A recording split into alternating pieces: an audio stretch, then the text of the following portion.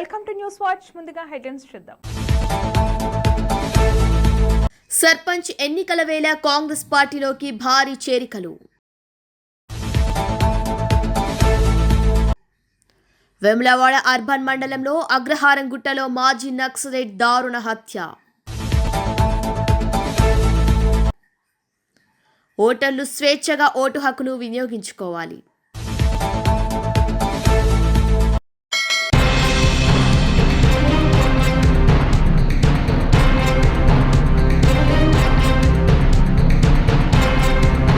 వందే మాతర గేయం పాడి 150 సంవత్సరాలు గడిచిన సందర్భంగా వేడుక నిర్వహించారు బీజేపీ శ్రేణులు. స్వాతంత్ర ఉద్యమంలో ఈ గేయం జాతిని జాగృతపరిచిందన్నారు నాయకులు. వందే మాతర గీతం పాడి నేటికి 150 సంవత్సరాలు గడిచిన సందర్భంగా పెద్దపల్లి పట్టణంలో భారతీయ జనతా పార్టీ నాయకులు వేడుక నిర్వహించారు. వేలాది మంది విద్యార్థులు జాతీయ జెండాలు పట్టుకుని భారీ ఊరేగింపు నిర్వహించారు. జెండా కూడలిలో సామూహిక వందే మాతర గీతాలాపన చేశారు. ఈ కార్యక్రమంలో పట్టణంలోని వందలాది మంది బీజేపీ నాయకులతో పాటు పాఠశాల విద్యార్థులు పాల్గొన్నారు. ఈ సందర్భంగా భారతీయ జనతా పార్టీ నాయకులు మాట్లాడుతూ స్వాతంత్ర ఉద్యమంలో ఈ గీతం జాతిని జాగ్రత్త పరిచిందని పేర్కొన్నారు. దేశభక్తి భావాలను జాతి స్ఫూర్తిగా పునాదిగా ఈ గీతం నిలిచిందన్నారు. ఇంతటి మహోన్నత వందే మాతర గీతం నేటి యువతకు స్ఫూర్తిగా నిలవాలని వారు పేర్కొన్నారు. దేశమంతటా ఈ కార్యక్రమాలు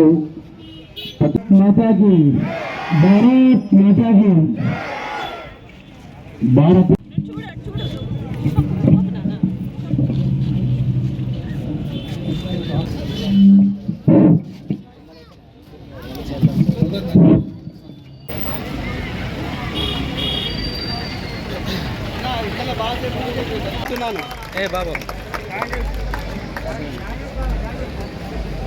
కూడా ఈ దేశం ఒక్కటిగా ఉండద్దు అని కోరుకునేటువంటి శక్తులన్నీ కూడా కాంగ్రెస్ పార్టీ 1935 జిహెచ్ఎంసీ ఎన్నికలు ఏవైతున్నాయో జిహెచ్ఎంసీ ఎన్నికల్లో ఎంఐఎం పార్టీ దీనికి వర్కింగ్ కమిటీ మీటింగ్ లో ఈ వందే మాతరంలో హిందుత్వం దేవతలకు సంబంధించిన కావచ్చు, క్రైస్తవులు కావచ్చు, హిందువులు కావచ్చు, దేశం కోసం పోరాటం చేసినటువంటి కాంగ్రెస్ వాళ్ళు కావచ్చు, టీఆర్ఎస్ వాళ్ళు కావచ్చు, టెర్రరిస్టు సంస్థలు కావచ్చు.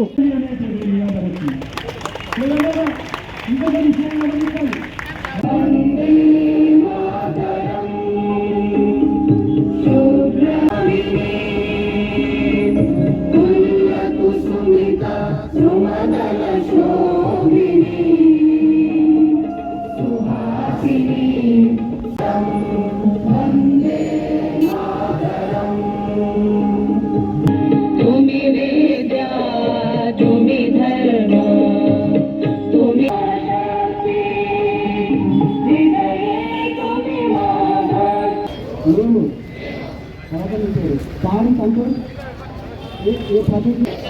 ఉపయోగిస్తాను.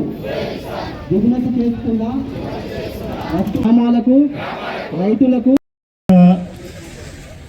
గీతాన్ని రచించి నేటికి 150 సంవత్సరాలైనటువంటి సందర్భంగా భారత ప్రభుత్వం ప్రధానమంత్రి శ్రీ నరేంద్ర మోడీ గారి నాయకత్వంలో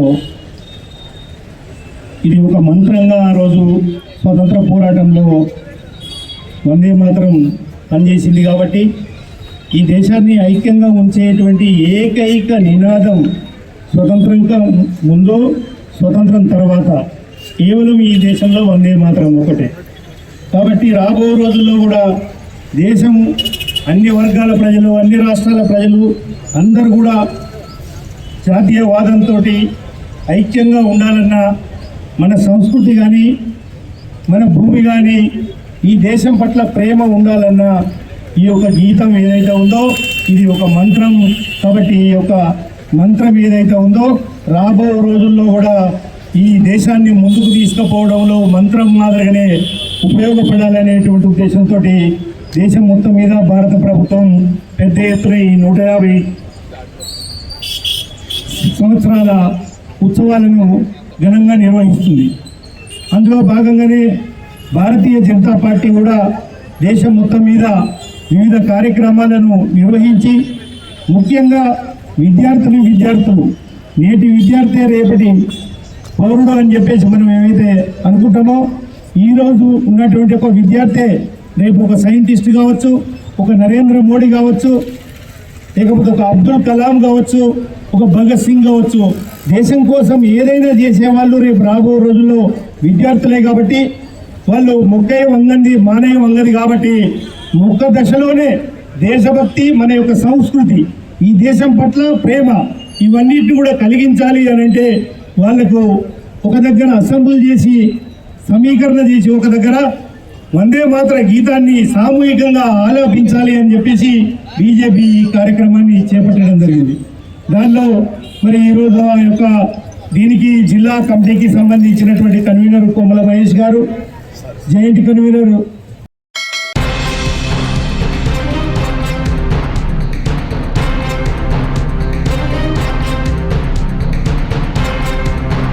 ఎమ్మెల్యే క్యాంపు కార్యాలయం నాగూర్ కర్నూలందు MLA doctor Kuchukula Rajesh Reddy, MLC Damodar Reddy సమక్షంలో తెలకపల్లి మండలం గోలగుండం గ్రామం బీఆర్ఎస్ పార్టీ సీనియర్ నాయకులు కేసాని నరేందర్ రావు, సురేందర్ రావు, మాధవరం సంతోష్ రావు మరియు వారి అనుచరులు బీఆర్ఎస్ పార్టీని వీడి కాంగ్రెస్ పార్టీలోకి చేరటం జరిగింది. వారికి ఎమ్మెల్యే మరియు ఎమ్మెల్సీ పార్టీ కండువాలు కప్పి పార్టీలోకి ఆహ్వానించారు. ఈ కార్యక్రమంలో మండల కాంగ్రెస్ పార్టీ నాయకులు పాల్గొనడం జరిగింది.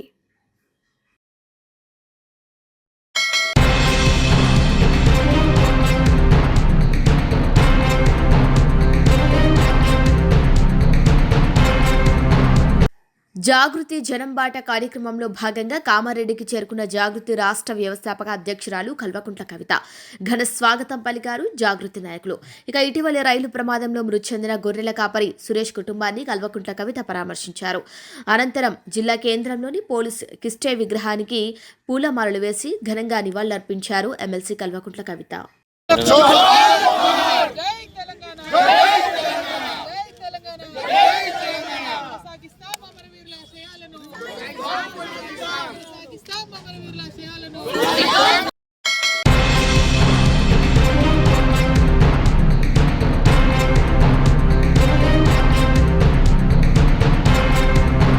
గ్రామ పంచాయతీ ఎన్నికలకు సంబంధించి 3 విడతల్లో జరగనున్న పోలింగ్లో ప్రతి ఓటర్ పాలు పంచుకొని స్వేచ్ఛగా తమ ఓటు హక్కును వినియోగించుకోవాలని నిజామాబాద్ జిల్లా ఎన్నికల అధికారి కలెక్టర్ టి వినయ్ కృష్ణారెడ్డి పిలుపునిచ్చారు. జిల్లాలో 31 మండలాల పరిధిలో 545 గ్రామ పంచాయతీలు, 5022 వార్డు స్థానాలకు 3 దశల్లో ఎన్నికల నిర్వహణకు అవసరమైన ఏర్పాట్లు పూర్తి చేశామని వెల్లడించారు. సమీకృత జిల్లా కార్యాలయాల సముదాయం కాన్ఫరెన్స్ హాల్లో గురువారం ఏర్పాటు చేసిన పాత్రికేయుల సమావేశంలో అదనపు కలెక్టర్ అంకిత్తో కలిసి కలెక్టర్ గ్రామ పంచాయతీ ఎన్నికల కోసం చేపట్టిన ఏర్పాట్ల గురించి వివరాలను వెల్లడించారు. ప్రజలు ప్రశాంత వాతావరణంలో స్వేచ్ఛగా ఓటు హక్కును వినియోగించుకునేలా అన్ని చర్యలు తీసుకున్నామని తెలిపారు. మొదటి విడతలో బోధన్ డివిజన్లోని 10 మండలాలైన బోధన్, చందూర్, కోటగిరి, రెంజల్, రుద్రూర్, సాలూరా, వర్ని, ఎడపల్లితో పాటు నిజామాబాద్ రెవెన్యూ డివిజన్లోని నవీపేట మండలం పరిధిలో గల 184 సర్పంచ్, 1642 వార్డు స్థానాలకు ఎన్నికలు జరుగుతున్నాయని, గురువారం నుంచి నామినేషన్ల స్వీకరణ ప్రక్రియ ప్రారంభమైందని తెలిపారు. ఇక రెండవ విడతలో నిజామాబాద్ డివిజన్లోని దర్పల్లి, డిచ్పల్లి, ఇందల్వాయి, మాక్లూర్, మోపల్, నిజామాబాద్, సిరికొండతో పాటు ఆర్మూర్ రెవెన్యూ డివిజన్లోని జక్రన్పల్లి మండలాల పరిధిలో గల 196 గ్రామ పంచాయతీలు, 1760 వార్డు స్థానాలకు ఎన్నికలు జరుగుతాయని అన్నారు.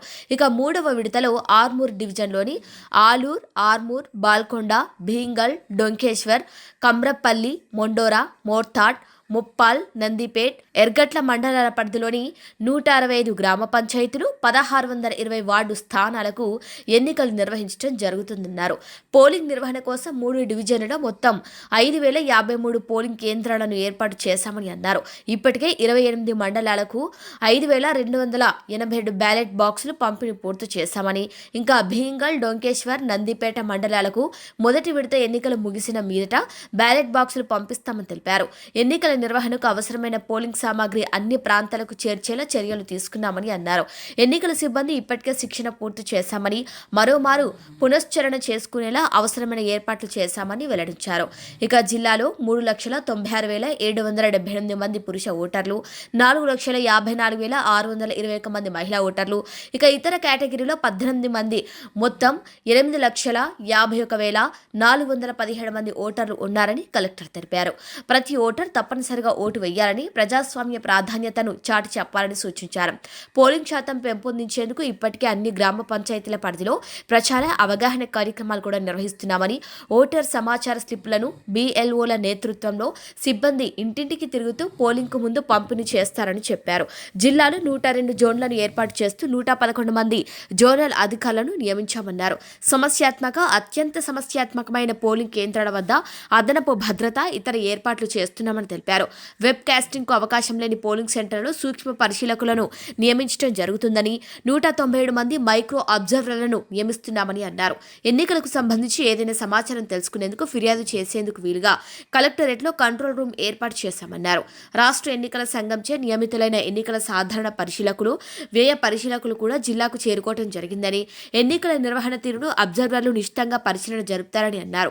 ప్రలోభాలకు ఆస్కారం లేకుండా నిఘాను ముమ్మరం చేయించామని, ప్రతి మండలానికి FST బృందాలతో పాటు జిల్లాలో ఇలాంటి ఉల్లంఘనలకు తావు లేకుండా ఎన్నికల నియమావళి పక్కాగా అమలయ్యేలా పర్యవేక్షణ చేస్తున్నామని అన్నారు. కాగా ఏకగ్రీవ ఎన్నికలకు సంబంధించి రాష్ట్ర ఎన్నికల సంఘం నుంచి మార్గదర్శకాలు రావాల్సి ఉందని, అయితే ఎవరూ కూడా ఏకగ్రీవాల కోసం బలవంతపు విధానాలను అవలంబించరాదని కలెక్టర్ సూచించారు. అలాంటి వారిపై చట్టపరంగా చర్యలు తీసుకోవడం జరుగుతుందన్నారు. ఇక ప్రశాంత వాతావరణంలో సజావుగా ఎన్నికలు జరిగేలా అన్ని వర్గాల వారు జిల్లా యంత్రాంగానికి సహకారం అందించాలని కలెక్టర్ కోరారు.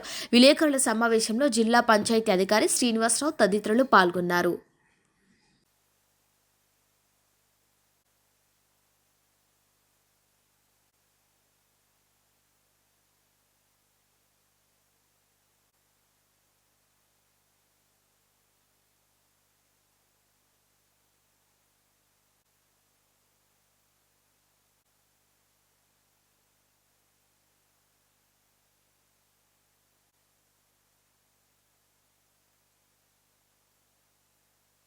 ఎలక్షన్ కమిషన్ నుండి షెడ్యూల్ రిలీజ్ చేశారు. గ్రామ పంచాయతీ ఎలక్షన్స్కి సంబంధించి జీపీస్ ఉన్నాయి 31 మండల్స్ లోపల.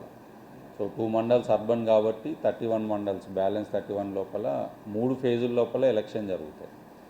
సో ఫస్ట్ ఫేజ్ లోపల 11 మండల్స్ ఉన్నాయి. RDO Bodhan plus Navipet. Second phase లోపల RDO నిజామాబాద్ జ్యూరిడిక్షన్లోని రూరల్ మండలాలు ప్లస్ జాక్రన్పల్లి ఉంది. థర్డ్ ఫేజ్ లోపల Armoor sub division, revenue sub division మూడో ఫేజ్ లోపల ఎలక్షన్ జరుగుతుంది. సో ఈ 3 ఫేజులు అనేది మనం ఎందుకు సెపరేట్ చేసుకున్నామని అంటే స్టాఫ్ గురించి కన్వీనియంట్గా ఉంటుంది. పోలీస్ యంత్రాంగం కానీ మన పోలింగ్ ఆఫీసర్స్ కానీ అందరినీ కూడా అడ్జస్ట్ చేసుకునేందుకు అవకాశం ఉండాలనే ఉద్దేశంతో 3 ఫేజులలో పెట్టుకున్నాం. రాష్ట్రం అంతటా కూడా అన్ని జిల్లాలలో 3 ఫేజుల్లోనే నడుస్తుంది. సో దానికి సంబంధించి మొత్తం ఒక్కొక్క ఫేజ్ వైజు నామినేషన్స్ నుండి కౌంటింగ్ దాకా షెడ్యూల్ మీకు కాపీ ఒకటి అందజేశాము. ఎవరికైనా రాకుంటే ఇప్పుడైనా సరే మీరు వెళ్ళే లోపల మళ్ళీ ఒక కాపీ ఇస్తాం. సో వీటికి సంబంధించి లాస్ట్ టైమే ఫుల్ ఫ్లెడ్జ్డ్గా మేము ప్రిపేర్ అయ్యాము. సో కాబట్టి ప్రిపేర్నెస్ లోపల ఇష్యూస్ ఏం లేవు. పోలింగ్ స్టాఫ్ని కానీ రిటర్నింగ్ ఆఫీసర్స్ని కానీ అందరినీ మనము ముందుగానే ఐడెంటిఫై చేసుకొని వాళ్ళకి ట్రైనింగ్ కంప్లీట్ చేశాము. ఇప్పుడు మళ్ళీ ఒకసారి రిఫ్రెషర్ ట్రైనింగ్ లాగా ఇస్తున్నాం. సో ఆల్రెడీ మనకి ఈరోజు నామినేషన్ స్టార్ట్ అయినాయి కాబట్టి జనరల్ అబ్జర్వర్ గారు, ఎక్స్పెండిచర్ అబ్జర్వర్ ఇద్దరు కూడా ఆల్రెడీ రిపోర్ట్ చేశారు. వాళ్ళు కూడా ఫీల్డ్లో నామినేషన్స్ అన్నీ ప్రాసెస్ని చూస్తూ ఉన్నారు. సో అబ్జర్వర్స్ ప్రజెన్స్ లోపల అన్నీ కూడా పీస్ఫుల్గా మేము కండక్ట్ చేస్తాము. సో ఎక్కడైనా ఇష్యూస్ ఉంటే పోలీసు వాళ్ళతో కూడా మేము ఐడెంటిఫై చేసుకుంటున్నాము. సో ఎక్కడైనా critical polling stations, sensitive polling stations police వాళ్ళు ఇంకా ఇవాళ ఫైనల్గా ఇస్తారు. ఇచ్చిన వాటి అన్నిటి లోపల కూడా ఏదరు వెబ్ కాస్టింగ్ కానీ మైక్రో అబ్జర్వర్ కానీ పెడతాం. మనకి ఇప్పటికే 197 మంది మైక్రో అబ్జర్వర్స్ని ఐడెంటిఫై చేసుకున్నాము. బట్ ఈ 197ని 3 ఫేజులల్లో డిప్లాయ్ చేస్తాం. ఎక్కడైతే వెబ్ కాస్టింగ్ లేదో అక్కడ మైక్రో అబ్జర్వర్ని పెడతాం. సో అలా పెట్టి ఏదో ఒకటి క్రిటికల్ పోలింగ్ స్టేషన్స్ లోపల ఉండేటట్టు మేము ఎన్షూర్ చేస్తాం. కంట్రోల్ రూమ్ కూడా మనకి ఇక్కడనే కలెక్టరేట్లో ఉంటుంది. మీడియాకి సంబంధించింది కూడా నేను మాట్లాడిన తర్వాత మీతో డిస్కస్ చేసి మీడియా సెంటర్ ఒకటి ఎక్కడ పెడదామనేది పెట్టేసేసి మీకు ఇన్ఫర్మేషన్ కంటిన్యూస్గా election related information media centre ద్వారా వచ్చేటట్టు చేస్తాం. సో యాజ్ ఆఫ్ నౌ మనకి ప్రశాంతంగా నామినేషన్ జరుగుతున్నాయి. మెన్ను మిషనరీ ఎవ్రీథింగ్ రెడీగా ఉన్నాయి. మనకు బ్యాలెట్ పేపర్లు ప్రీ ప్రింటెడే, ఆల్రెడీ మేము ప్రింట్ చేసుకున్నాం, సింబల్తోనే ఉంటాయి కాబట్టి బ్యాలెట్ పేపర్స్ ఉన్నాయి. బ్యాలెట్ బాక్సెస్ సఫిషియెంట్గా ఉన్నాయి. 3 ఫేజులు కాబట్టి ఇంకా అసలు ఇష్యూ లేదు. సో అన్ని రకాలుగా కూడా మేము ఎలక్షన్స్కి సిద్ధంగా ఉన్నాం, పీస్ఫుల్గా జరిపేందుకు ఉన్నాము. నిన్న పోలీస్తో కూడా మేము కోఆర్డినేషన్ మీటింగ్ పెట్టుకున్నాము, ఇష్యూస్ డిస్కస్ చేస్తున్నాం. మేము ఫీల్డ్లో కూడా వన్స్ నామినేషన్స్ అవుతూ ఉంటే పోలీస్ సైడ్ నుండి సీనియర్ ఆఫీసర్స్, రెవెన్యూ సైడ్ నుండి కూడా సీనియర్ ఆఫీసర్స్ ఫీల్డ్లో తిరుగుతూ ఉంటారు. ఇవాళ నేను నామినేషన్ సెంటర్స్ ఆల్మోస్ట్ 3 మండలాలు చూశాను. ఏసీఎల్బీ గారు ఒక 3 మండలాలు చూశారు, సబ్ కలెక్టర్ గారు 5 మండలాలు. ఆల్మోస్ట్ ఆఫీసర్స్ అంతా కోఆర్డినేట్ చేసుకొని సీనియర్ ఆఫీసర్స్ ఎవరో ఒకళ్ళు రోజు ఒక మండలికి వెళ్ళేటట్టు మేము ప్లాన్ చేసుకుంటున్నాం. సో ప్రిపేర్నెస్ ఉండడంతో పాటు సూపర్విజన్ కూడా చేసుకుంటూ ఇష్యూస్ లేకుండా చూసుకుంటున్నాము. రెగ్యులర్గా రిపోర్ట్స్ కమిషన్కి పంపిస్తాము. ఈరోజు 5 o'clock నుండి స్టార్ట్ అవుతుంది రిపోర్ట్స్ అనేది. ఆ రిపోర్ట్స్ అన్నీ కూడా నామినేషన్స్ ఎన్ని వచ్చినాయి, ఏముంది అనేది కూడా అన్ని ఇష్యూస్ ఫేజ్ వైజ్ మీకు మీడియా సెల్ ద్వారా మీ అందరికి కూడా తెలియజేస్తాం. Okay, thank you.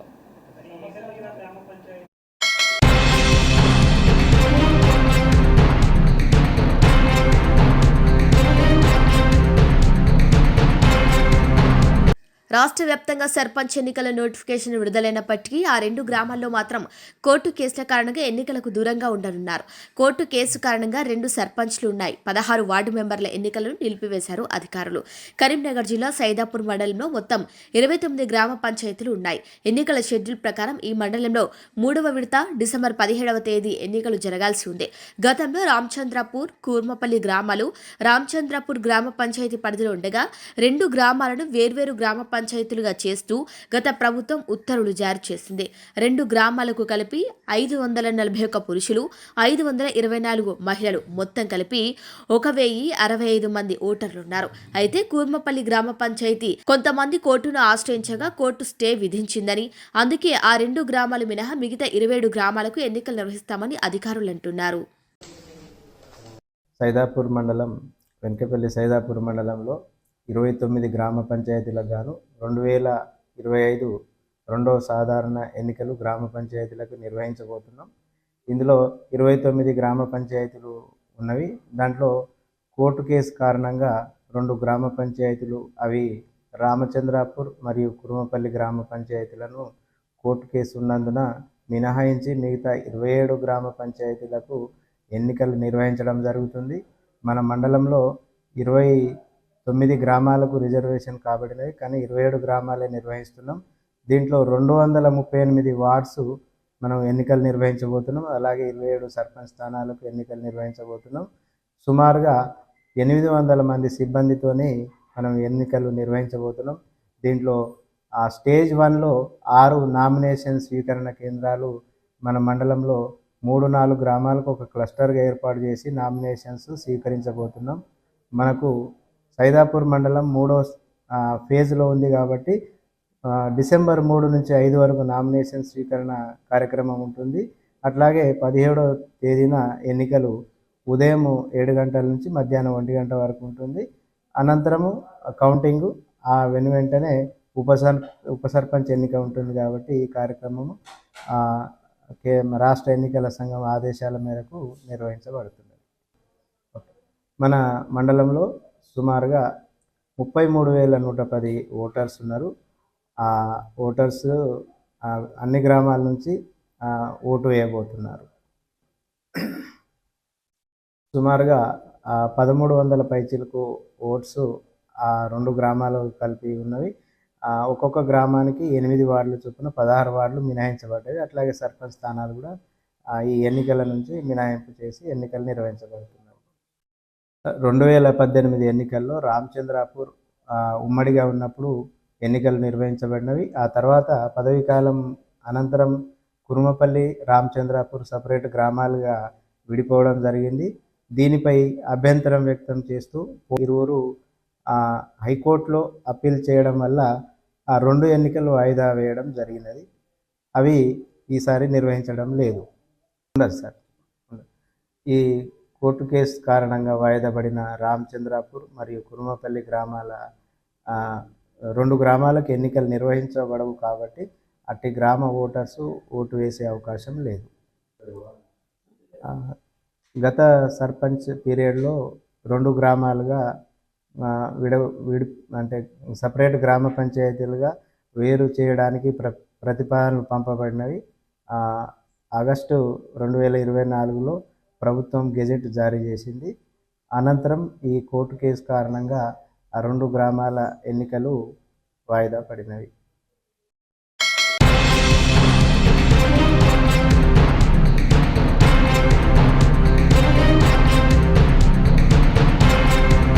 నల్గొండ జిల్లా మిర్యాలగూడలో ప్రేమించి పెళ్లి చేసుకుని మోసం చేశాడంటూ భర్త ఇంటి ముందు బిడ్డతో భార్య ఆందోళనకు దిగింది. పట్టణంలోని బంగారుగడ్డకు చెందిన భాస్కర్ సాయిదీప్ అనే యువకుడు నల్గొండ జిల్లా చర్లపల్లి గ్రామానికి చెందిన సౌందర్యని 5 సంవత్సరాల క్రితం ప్రేమ వివాహం చేసుకున్నాడు. కొద్ది కాలం క్రితం తన భర్త వేరే మహిళతో సన్నిహితంగా ఉంటున్నాడని ప్రశ్నించినప్పటి నుంచి తనను మానసికంగా వేధింపులకు గురి చేసేవాడని, తనకు చెప్పకుండా ఇంటి నుంచి వెళ్లిపోయాడని సౌందర్య తెలిపింది. 2 నెలల నుంచి తన భర్త కనిపించడం లేదని ఆరా తీస్తే తనను వదిలించుకునేందుకు భర్త వారి కుటుంబ సభ్యులు ప్రయత్నిస్తున్నారని బాధితురాలు ఆవేదన వ్యక్తం చేస్తుంది. తనకు ఎలాగైనా న్యాయం చేయాలంటూ బాధితురాలు పోలీసులను వేడుకుంటుంది. పల్లవికి న్యాయం చేయాలని ప్రజా సంఘాలు మద్దతు తెలిపాయి.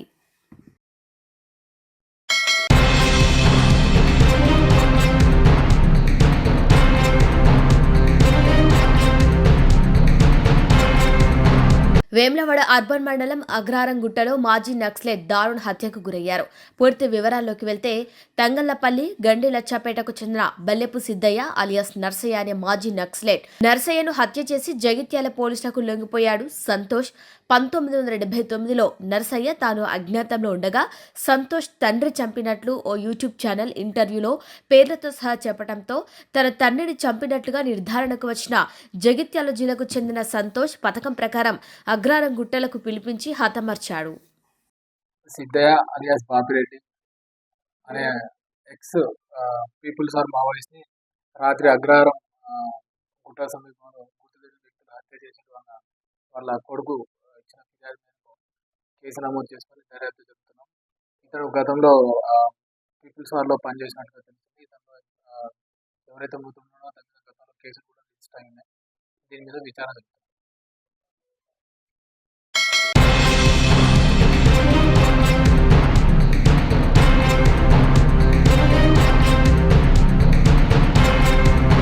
బులెటిన్ ముగించే ముందు హెడ్లైన్స్ మరొకసారి.